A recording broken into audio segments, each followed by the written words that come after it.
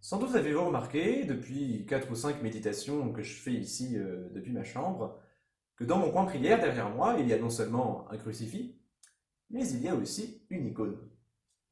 Et ce n'est pas n'importe quelle icône. Ma grand-mère était orthodoxe et durant sa vie, elle a écrit de très nombreuses icônes. Oui, on dit écrire une icône et non pas peindre une icône.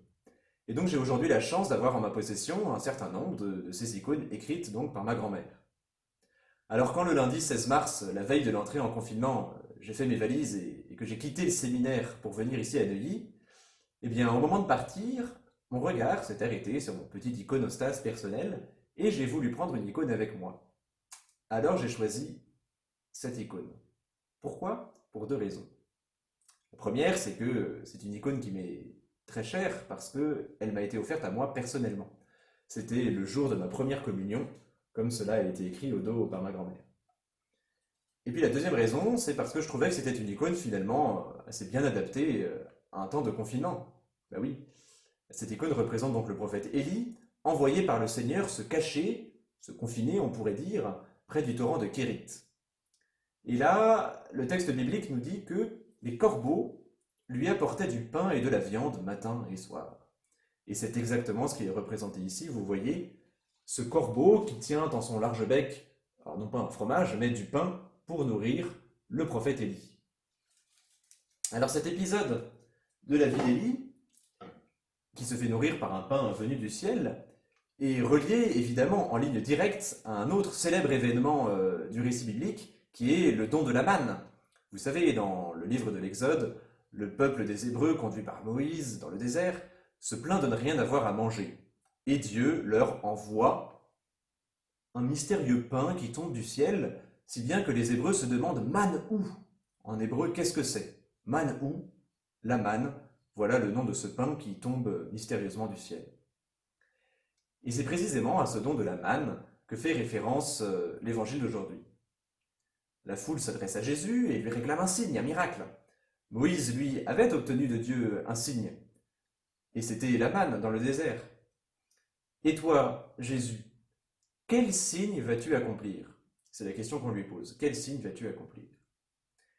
Et Jésus leur répond, le pain de Dieu, c'est celui qui descend du ciel et qui donne la vie au monde. Moi, je suis le pain de la vie. Celui qui vient à moi n'aura jamais faim, celui qui croit en moi n'aura jamais soif.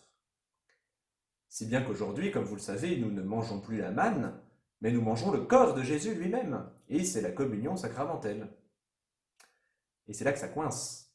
Parce que quand on ne peut plus communier, comme vous aujourd'hui, quand vous ne pouvez plus communier, cela veut-il dire qu'on ne reçoit plus le pain du ciel? Cela voudrait-il dire que Dieu ne nous nourrirait plus? Alors, si je reprends mon icône, on voit bien qu'Élie, pourtant bien des siècles avant Jésus, pourtant bien des siècles avant l'Eucharistie, la messe, Élie est nourri du pain du ciel. Alors certes, cette scène est une préfiguration de nos messes. Le pain qu'apporte le corbeau ressemble d'ailleurs comme à une petite hostie. Mais Élie est nourri par le Seigneur. Avant même que Jésus se donne en nourriture, le Seigneur s'occupe d'Élie pendant son confinement. Eh bien vous aussi, comme Élie, Dieu s'occupe de vous, le Seigneur continue de vous nourrir. Même si vous êtes privé de l'Eucharistie, de la communion, ne croyez pas que Dieu vous abandonne.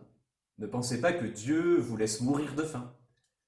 Apprenez plutôt à discerner dans votre quotidien ces moments où Dieu vous nourrit. La nourriture dans la Bible, c'est ce qui rend des forces, ce qui donne le goût de vivre et d'aller de l'avant. Alors posez-vous la question. Et moi, qu'est-ce qui me rend des forces? Qu'est-ce qui me nourrit? Qu'est-ce qui me donne le goût de vivre, d'aller de l'avant? Tout cela, c'est la nourriture que Dieu m'envoie. Alors évidemment, cette nourriture ne vous tombe probablement pas du ciel directement, comme la manne au désert. Dieu préfère plutôt utiliser comme des intermédiaires. Cet intermédiaire, ça peut être un membre de ma famille, un ami, comme autant de corbeaux du quotidien. Eh bien, rendons grâce pour cette nourriture et rendons grâce aussi pour ces corbeaux qui nous apportent cette nourriture, qui nous aident à vivre chaque jour. Oui, depuis bien longtemps, depuis trop longtemps même, Dieu creuse en nous le désir de l'Eucharistie, mais sachons aussi comprendre que Dieu creuse en nous un autre désir, enfin un autre désir qui est un peu le même dans le fond, c'est le désir de rendre grâce tout simplement. Et rendre grâce, c'est la traduction de Eucharistein en grec, qui a donné pour nous évidemment Eucharistie. Alors rendons grâce pour tous ceux qui nous aident à vivre, pour tous ceux qui nous nourrissent d'une manière ou d'une autre, pour tous ceux par qui Jésus se donne à nous en nourriture.